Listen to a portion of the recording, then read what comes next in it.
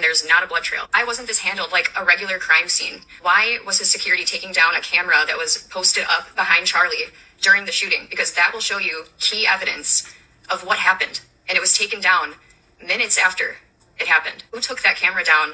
Where is that footage, and what was seen on that footage? I also want to know, why was everybody walking around the area? If a horrific crime just happened where we saw the blood, we saw it with our own eyes, why wasn't anybody looking on the ground and being careful where they were stepping behind Charlie? It was supposed to be more graphic, behind Charlie, if we're talking about an exit wound being at the back of your neck. So where was the blood behind him? There were multiple decoys in this incident. It almost seems like there was a patsy, because you remember that older guy who was taken into custody. His name turned out to be George Zinn. And ironically, George Zinn was also featured in many 9/11 interviews blaming Al-Qaeda for the 9/11 attacks. The gun that they are saying was found in the woods that was used for this crime is very difficult to take apart and put back together. It's time consuming. And so we saw him running off of the building. He ran and jumped off of the building, no gun in sight. Okay, so he must have put it in his backpack, put it in his pants, whatever they think happened. They apparently say that he disassembled it. But why would he reassemble it in the woods then before leaving? Make it make sense. What was the visibility like on the building that the so-called shooter was shooting from? Because he was shooting from higher up. Charlie was underneath a tent with a couple of months. Once you begin to see how words and terms and symbols are used, and the powers that be in this world have set up a world of symbols and then people will say the men of the Lord are not permitted to teach or to say these things or whatever. But see, people are not spiritual anymore. They never was, man. The God of this world has blinded the minds of the people to the point they don't know what's going on. Right here in Ecclesiastes 8:4, where the word of a king is, there's power. So there's power that's coming from brothers in these different camps. See, with these different camps, you see what I'm saying, out here teaching and saying what's about to take place, what's going to transpire in the near future according to prophecy, but you don't agree with it. But you can't tell the Lord what he's going to do, what he can't do. So because think about the power of the different camps out there saying the same thing. So how are you going to say that you don't agree with what you hear? Because right here it says where the word of a king is, there's power. You disagreeing with power that's being displayed before you. People, when you walk by the camps, scoffing and talking noise, you can't come against this. Your incredulity, meaning your unbelief, not going to stop anything. You're going to get caught up in the things that's coming, and it's going to be horrific, man. It's going to be very bad on you, especially if you're Israelite who ever repented and turned from your wicked ways. Where the word of a king is, there's power, and who may say unto him, what doest thou? Because the men of the Lord, Yahweh Basham Abishai, using the men to utter out their voice, but it's Yahweh through the men that's speaking. You see?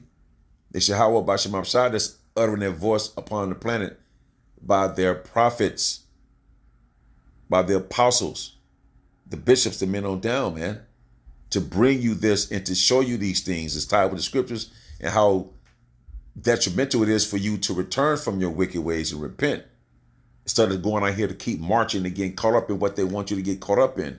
They want to use these things to distract you. That's all they're doing. And terms and catchphrases. Once you understand how this system works, for the first time, the world opens up to you. All of it is right in front of you. But if you don't understand what the words are, what the words mean, you're never going to figure out how this stuff works. There's a very sinister, frightening, interesting symbolism that has been imposed upon this country, and the people have no idea in the world what's going on. And I will guarantee you, no matter how educated you might think you are, I will guarantee you, you have no idea in the world how the world actually works. You need to understand that when even on your check, when you're writing a check, the place where you put your name on a check, look at that line, what you're signing on, and get a magnifying glass, and you will find that's not a solid line to sign your name on. That is written, it's a typewritten sentence that's been honed down to microscopic size. Get a magnifying glass and read on a check what is said where you sign your name. One of the most interesting symbols in Druidism was a magic wand. Magic wands were always made out of the wood of a holly tree. It's made out of hollywood. And we're still seeing the magic of the wood of the holly tree. Hollywood. Hollywood. Motion pictures, television. I have discovered many years ago that words and magical systems dominate the world that we live in. There is, in point of fact, a magical matrix at work. I've always been interested in the occult. Occult is simply a word meaning hidden. And so much of our power... And he was in there as well. I used to watch a lot of Jordan Maxwell, man. Very deep inside of it, knows a lot of things. And again, this is the Lord speaking. So this is Job 9:12. Behold, he taketh away who can hinder him. Who will say unto him, what doest thou?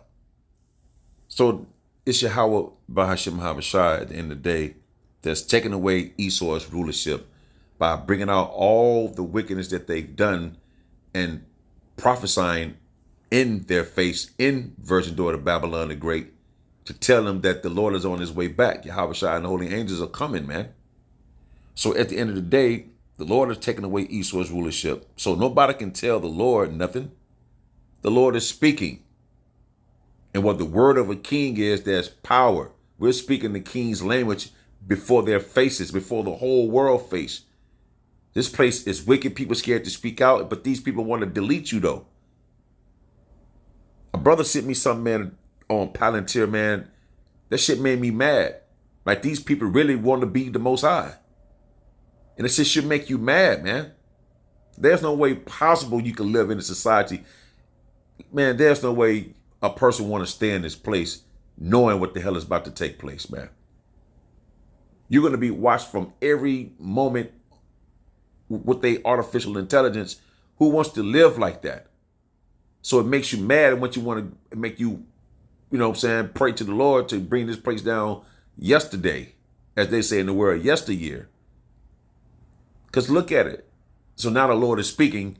His words is going out swiftly upon the planet, and it's causing things to shake. It's exposing everything. The top elite families, man, they're going to come down, man. But I'm going to have to stand strong in Yahweh Bashim Abishai, because it's no life here.